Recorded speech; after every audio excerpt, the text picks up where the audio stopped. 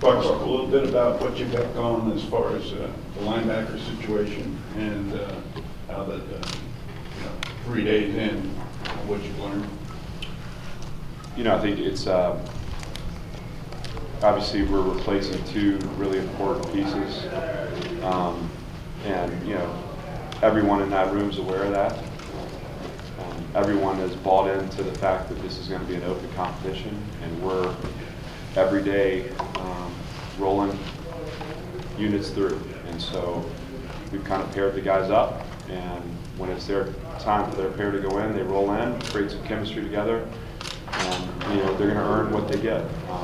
And so it really, honestly, it's that spirit of competition, and as a coach, it's kind of your dream. It's the scenario you want. And I think we have young, talented players. I think we have some older players that have evolved.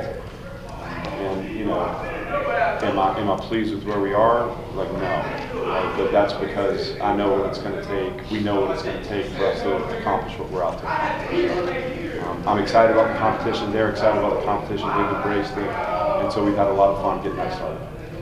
Could you envision coming out of the spring with saying, okay, this guy's number one, this guy's two? Because last year you said you were in no rush to get that back. Let it play through August. Do you view it the same way this spring, that you might not have resolution into August? Absolutely, and I think specifically about the linebacker position, the conversation starter at spring ball is to be comfortable being uncomfortable. I mean, just like any human, they want to know what to expect, and they want to see a depth chart, and I don't want to see one.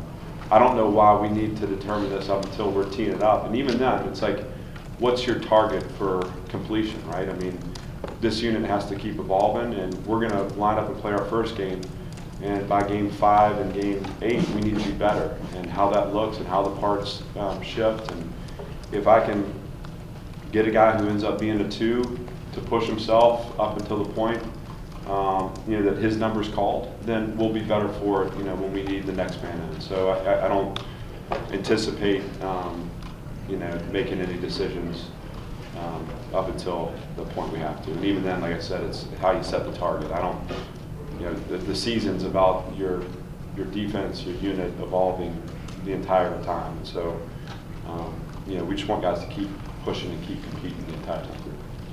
Whereas last year, you had Mike and Buck, Tavon, and Cody and Tranquil, are you looking for a rotation, or would you prefer, especially at those two positions, to have two main guys?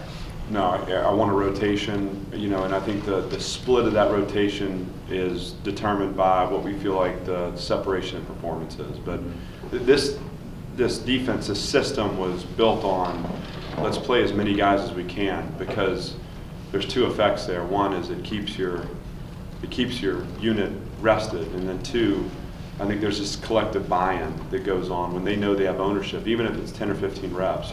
Ownership of that, knowing that you're going to be on the field, it just pushes everything forward in preparation. And so I think that's one place that I'm really excited. I just, I don't know what it's going to look like, but I know that we have capable people, and we just got to keep coaching them until we're having to put them in positions to win. So you've been able to establish clearly a rotation on the defensive line, and that's because guys are ready, as opposed to this area we can do that more than a linebacker or safety or corner. It's the quality of depth, and it's experience of depth, right? It's creating an environment where every day a player goes out and knows that the guy behind him is pushing. And at the D-line, we've gotten to that a little sooner than we have at other spots. But the vision is for every spot to function. Now, the defensive line is a unique skill set. It's their tempo and what they're asked to do, snap in, snap out, requires rest.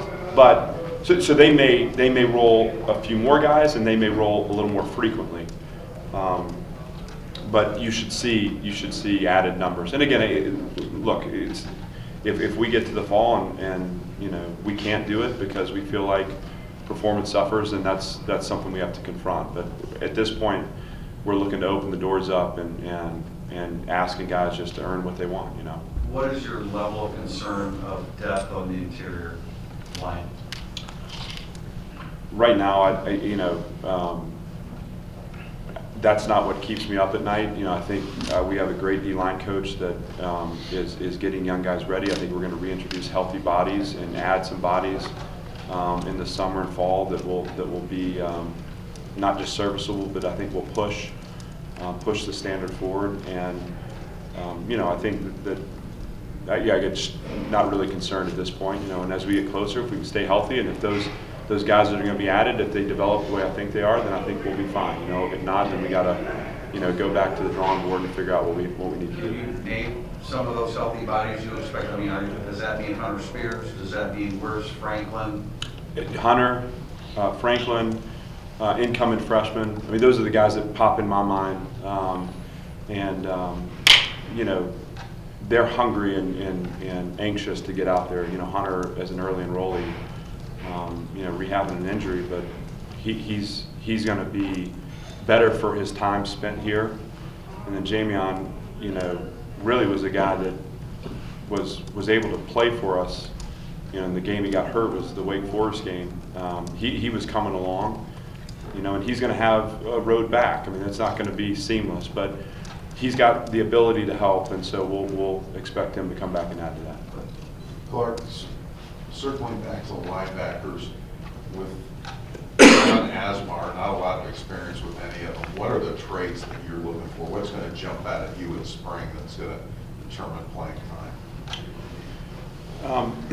We've talked a lot about interviewing every day. Honestly, I want to coach a linebacker that wants to be coached. I always tell those guys that when I'm correcting or when I'm going through a rack of plays with you, it's two capable people in communication. Right? I'm never talking down to them. I want to have a conversation about what I saw, what you saw, and how do we fix it. And the starting point for me is as that interaction becomes really productive, as I get engaged and I feel like two people are moving things forward, that's a guy that's ready to play, And then the physical side of it, I mean, there's a technical aspect, a physical aspect. We want to be a physical presence in the game. We want guys that can play in the backfield, that can read their keys, diagnose, and play fast through the line. We want guys that can hold and maintain body position in their gap and win on offensive linemen. And that's important. That is a skill. That is a technical skill. And that is a physical want to. And then there's a tactical piece where, at the second level in this defense, it's multiple. And so coverage-wise, run-fit-wise, the structures we have, a mastery of that. And the beauty of where we're positioned, even though we don't have in-game experience, we have system experience. And we have smart people and capable athletes. And so, I think part of we have to treat practice in spring and even in summer and fall. Every rep we take, whether it's padded, unpadded, on air, in the meeting room, it's a game rep for us. And so we have time to build experience if we're focused in the way we're preparing. And with Asmar moving to Buck, what makes that prudent move, and what do you see as potential? I think for me right now, it's about flexibility. It's about, and I've said this in the past, getting the best three guys on the field. It's about young players being plugged in places where they can have success, and then it's maximizing the skills of the guys that you have. And Asmar has shown a physical presence. He's obviously to the field in that rover position, stretched himself in terms of spatial play and coverage. And then all of a sudden, you transition to Buck and everything tightens down a little bit. And I think you can allow a guy that has such physical tools to experience success, if he takes to it. And we know what he can bring to the table at rover. And so again, to me, this is a time for experimentation and, shifting the parts and pieces around to find the best mix. Clark, as much as the guys have some system experience now, I'm curious how this spring sort of forces you to adapt as a teacher, just because the students are so different. Mm-hmm. There's no, Tavon, Drew, et cetera. How do you have to sort of teach the same system differently based on the change in your students? Well, that's an excellent question. And keeping guys engaged is obviously it's the challenge of any teacher. We have, I think being in Notre Dame, our guys, their capacity for attention to detail and sustaining focus allows for us to go back to square one a little bit and to reinstall. And I think when you do it, it's not the what so much, it's the how. So you engage them in a different level. Like, Jack Lamb may have learned his alignments as a buck linebacker in the fall, but now he's learning how that alignment impacts the offensive line or the zone combinations, or how his coverage, what his drop is versus how his coverage impacts the guys behind him. And I think those are the areas, you drill down and you try to create conceptual awareness. And I think when you do that, you create an environment where a guy can kind of perform uninhibited. It's interesting. It's like, I don't want these guys, I think the nature of a young player is to learn the scheme like a line in the playbook. And then when you watch them play, they're playing that line. I want them to engage in the game. I want there to be kind of a free form to their play that's structured by what the call is, but they're relying on instinct. And it's I heard this recently attributed to learning language, and this is very unscientific from me, but we learn to speak first before we learn grammar. And I kind of want that for these young players. When the ball goes out, it's like playing pickup basketball. You don't need someone to tell you to help when the ball's on the other side. You just get in position, that kind of stuff. And when you sort of came to the festival and looked at that, what did that experience maybe validate what you were doing last year? How did it inform maybe all right, do we need to take this in a little bit different direction? I think, again, we look at every season as like a cycle, and so the 2018 cycle completed, but the mission carries on. And I think when you step back and you get a 30,000-foot view, it's like you see an important stride, but I think the most important part of that stride is the awareness that the stride came up short. I think the more we can go back into that locker room afterwards, in our minds and our hearts as we prepare for 2019, and we remember what that felt like, and not just on an emotional level, but the technical aspects and the aspects of execution that we fell short on. I think it's going to govern the way we work. And the challenge that we've issued defensively is to take our commitment deeper and to push it further. And Coach Kelly mandates in this program, he sets standards and there are covenants between our participation and what the program demands. And I think that's the area that we've really shifted our focus here early. Is I don't want this to sound cliche, but like how we're going to class, how we're keeping our locker, things that Coach talks about all the time. But the awareness that it's only important as far as we make it important, and we are creating. The structure of practice is set, and there's no control over that as a player. But how you build into that practice over 2 hours is the construction of our team. And we know now a little more closely, what it's going to take to get this program to accomplish the mission, because of our experience last season. If that answers your question. And one individual question, Shane Simon, what do you think he got most out of last year? Was in some packages, but not certainly rotating through the defense. And then sort of what do you need to get him to get out of the next 6 weeks? Right. It's Shane was identified early as having skills and physical traits that would allow him to be a factor. I think him coming in this summer and we played him at two positions last year too. He cross-trained Rover and Buck by necessity, and that's never easy.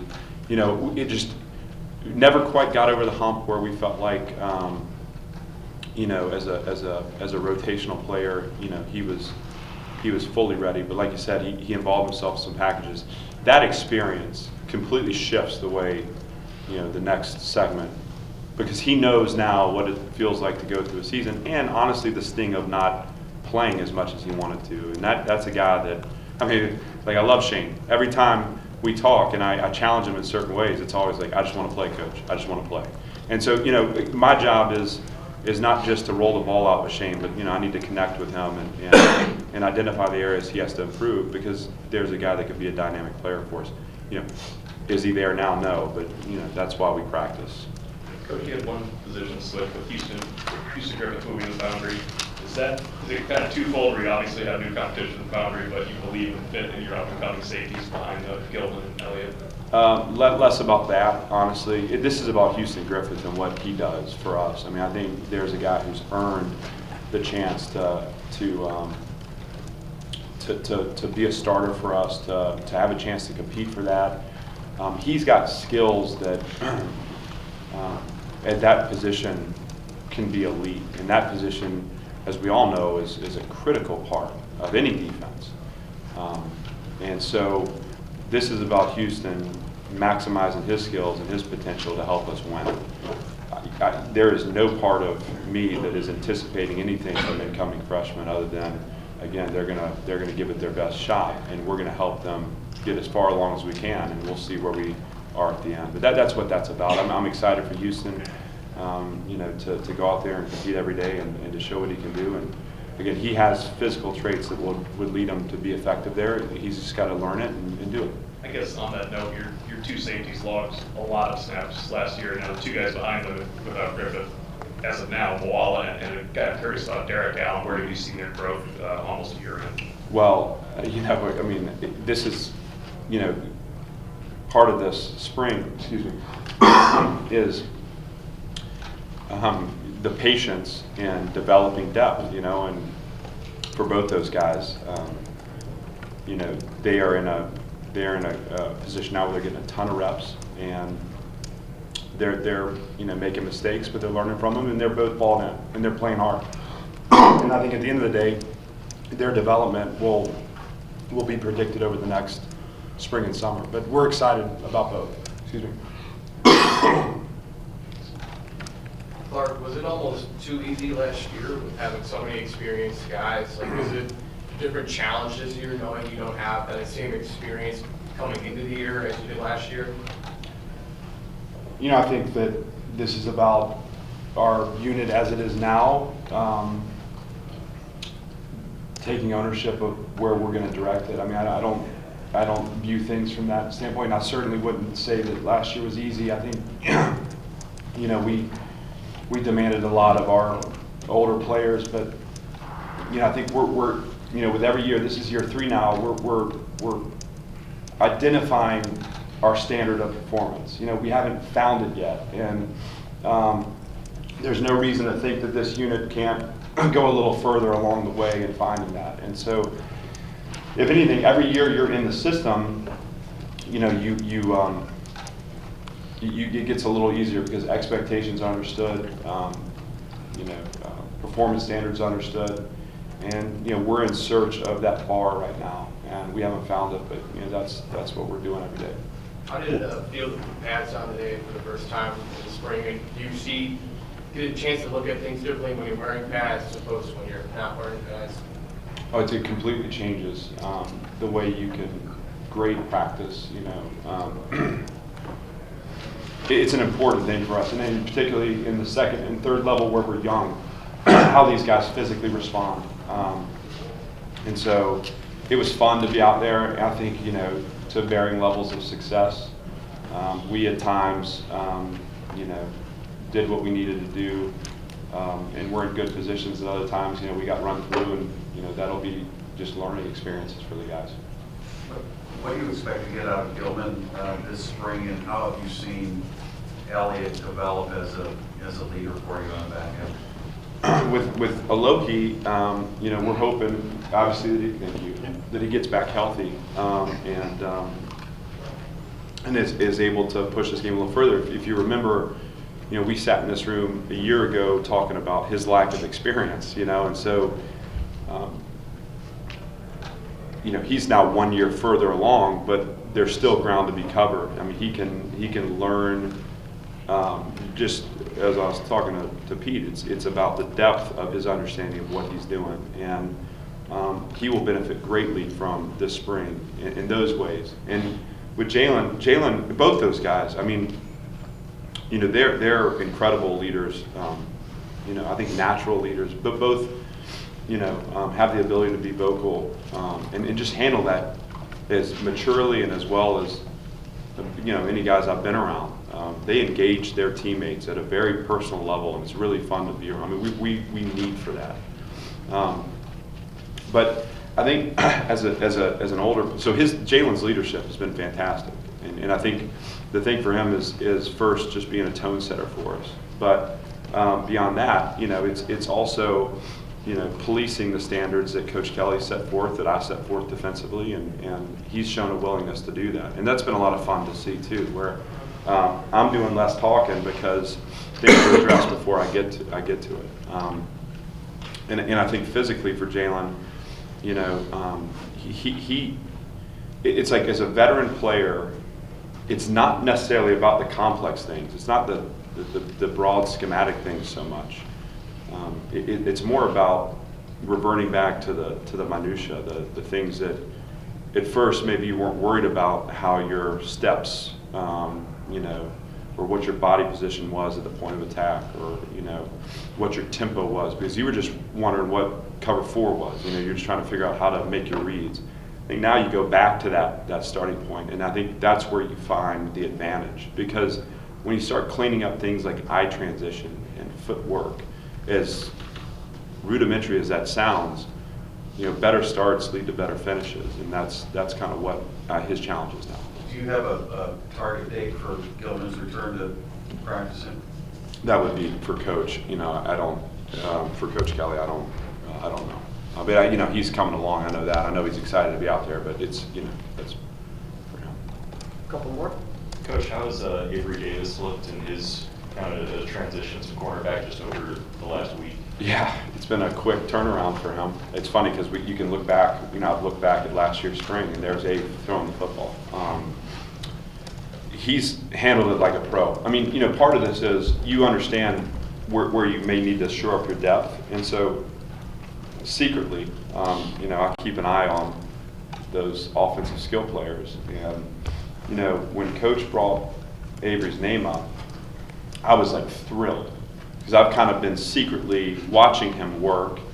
I mean, he embodies what a humble worker is. I mean, the kid is remarkable. He's got physical skills, he's got speed, but just more his approach, his mindset. I mean, he's such a defensive natured kid. And like, I couldn't have been, it's like, you know, it's like getting a free agent sign. I mean, you all of a sudden you enhance your skill at a position, and then comes the conversation of, all right, this is going to require a ton of patience. And that's got to start with us as coaches. You know, I mean, we understand where he is, and we understand where we need him to be. And so a lot of the things that he's doing well right now are just basic athletic things, like balls thrown in front of him, he breaks, closes space. You know, screen thrown on the perimeter, you see him disengage from block and be in position to make a tackle. And those are important things too. You know, I think where his focus is gonna go over the next, you know, up until we're playing, and then beyond, is just things very specific to corner. You know, press technique, pedal transition, you know, eye transition. You know, I think sometimes Abe likes to look at the quarterback because he knows that maybe it's personal to him. Those used to be his boys, and now he's trying to pick them off. But those are the things that we'll focus with. But I've been thrilled. I'm so glad to have him. He's doing a great job, keeping a positive spirit, having fun. I mean, that's what I like, is when I go up there, you have fun, and he gives me a big smile, and he's, even though he might have gotten beat the rep before, you know, he's having a blast out there tangling it up. So it's been really neat. Coach Kelly hinted that he could play either spot. Do you like him at one field or boundary, one or the other? No, I think to be determined. I think, you know, and truthfully, I mean, the field spacing in college, you know, allows for you to play different skill sets. But he's got the speed and the athleticism to play either. And I think it's more a matter of, you know, learn both and let's plug you in where we need you. And you know, I think that's part of just maximizing a unit. Where is he from a physical? You mentioned former quarterback. Where is he from a physicality standpoint?